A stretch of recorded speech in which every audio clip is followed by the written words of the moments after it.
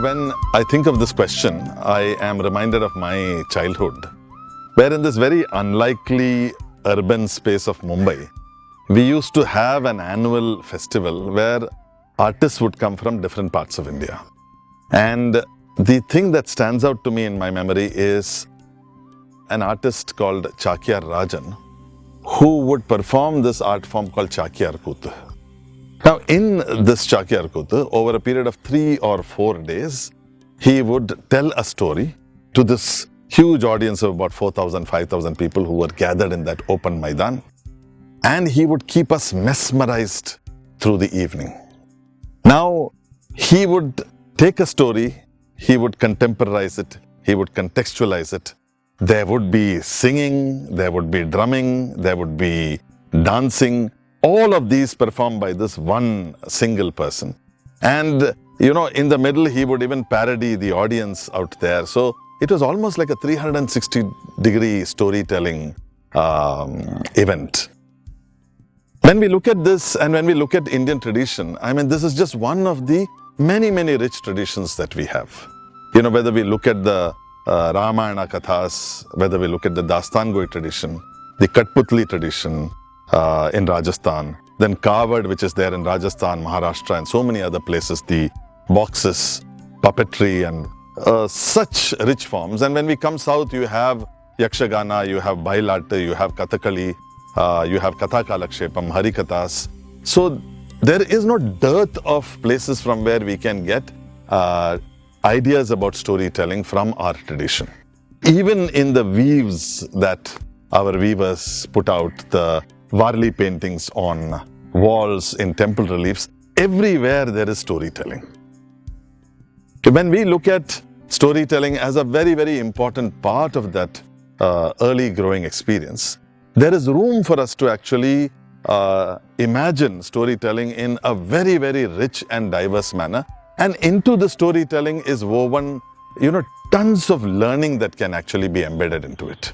And this is something that as we delve into these traditions, as we make this whole idea of educating our teachers in terms of how much more diverse storytelling can be, I think there is a huge idea to be discovered here for all of us.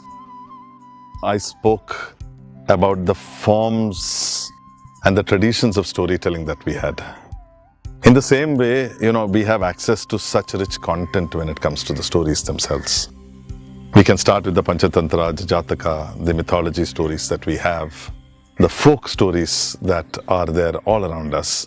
There is a conscious need for us to actually research these forms, derive ideas that can actually be brought into the classroom, research the content and see how that content can be reimagined or recontextualized.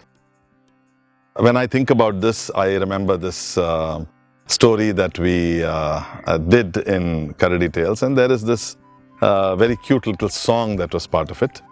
It went like this.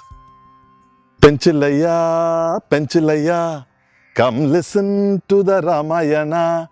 Ra ra ikkada Penchilaya, oh why do you sleep like Kumbhakarna? Penchilaya, Penchilaya. Long, long ago in Ayodhya lived Dasharatha and Kausalya. To them was born Sri Rama, Rama Rama, Jaya Rama. Ravana took away Sita, Rama told Hanumanta, go to Lanka, make Danka, and give this ring to Sitamma. Penchilaya, Penchilaya, come listen to the Ramayana. So this very interesting song captures the Ramayana in just about 4 or 5 lines. This is part of a story adapted from an Andhra Pradesh folktale. which was created as an audiobook by Karadi Tales, Sweet and Salty. That was the name of the story. When you look at the way that the story is adapted, you will find that you are now making it, one, the language is English. The original language is not that. There are many ways in which one can actually use both the content and the form in such a manner that the aesthetics is all Indian.